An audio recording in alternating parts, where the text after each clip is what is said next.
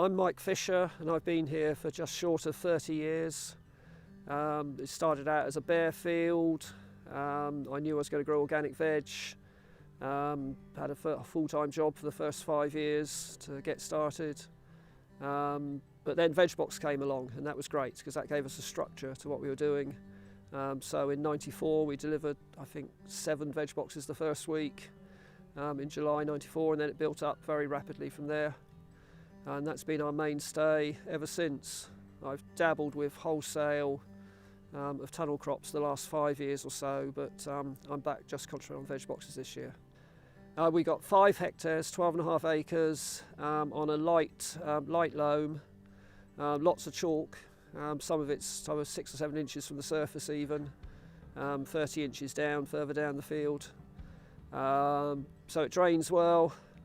Very high pH, we're running around 7.8. Whatever we do, it only gets higher rather than lower.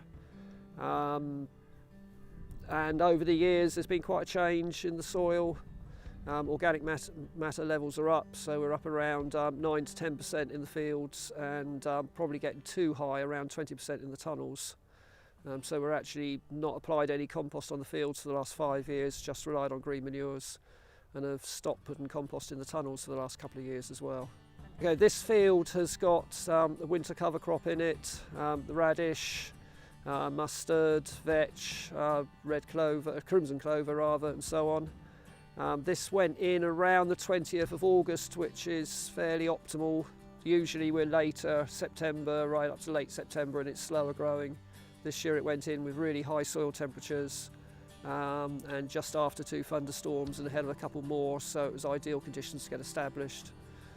So we're now looking at 2 months later, and it's grown like this. This has had a lay in it recently, so there's a bit of fertility carried over from that, no doubt. So I think it's a combination of optimal timing and fertility already in the soil as it's grown quite like this. I've never seen one go quite this fast.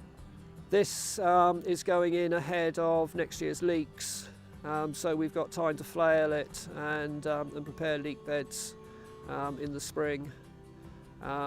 Being on light land here with a slope towards the east, so we get plenty of morning sun.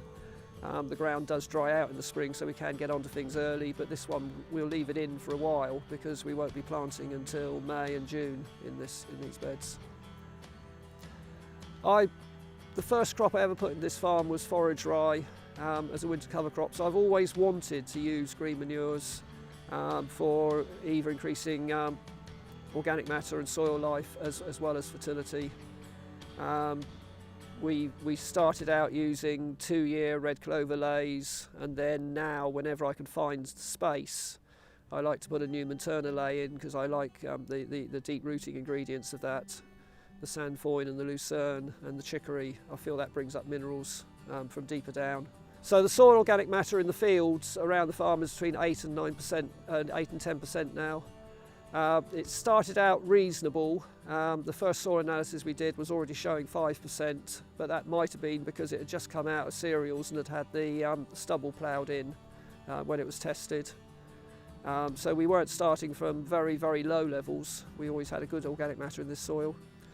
And then green manures over the years have helped tremendously with that. And I think also they're helping us with moisture retention as well.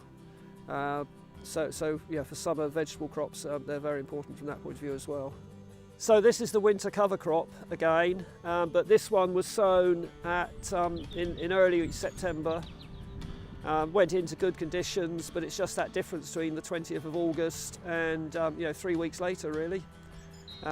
It's given huge cover. I mean, we tend to overseed.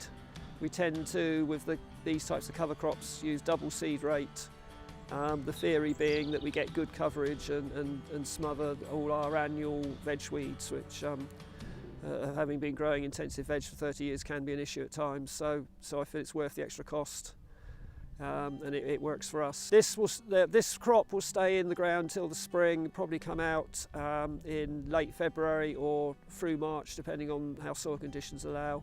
It will get flailed off and then either ploughed or rotivated depending on soil conditions and what weed I can see and so on. So what we've got here is Phacelia and buckwheat. By this stage in the crop's life, it's the Phacelia is taking over and dominating, but it started out with the buckwheat growing fastest first. The idea of the buckwheat for us was we were part of, for the last year or two, an organic research centre project looking at buckwheat controlling couch grass. But this year, this patch I sowed quite late to get buckwheat going, I thought. So I doubled up with Phacelia as well, on the basis that we're not sure whether the buckwheat has an allopathic effect and actually stops the couch grass for that reason, or simply whether it's just smothering it out and that the buckwheat achieves the same thing. So this patch had couch grass in, but because I was a bit late, I ended up putting Phacelia as well as the buckwheat.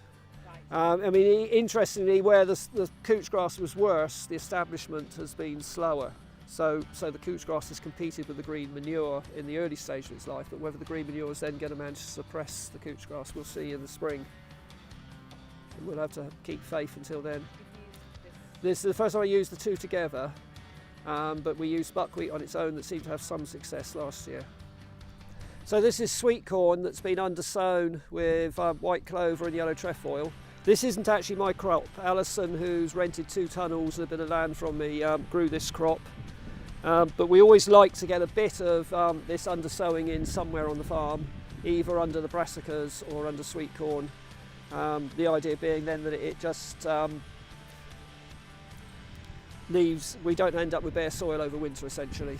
And with the sweet corn it's great as well, because if you leave them like this over winter and we don't flail them off straight away, then the birds come into the crop, and they've got this cover on the ground as well. So this is very attractive to wild birds over the winter.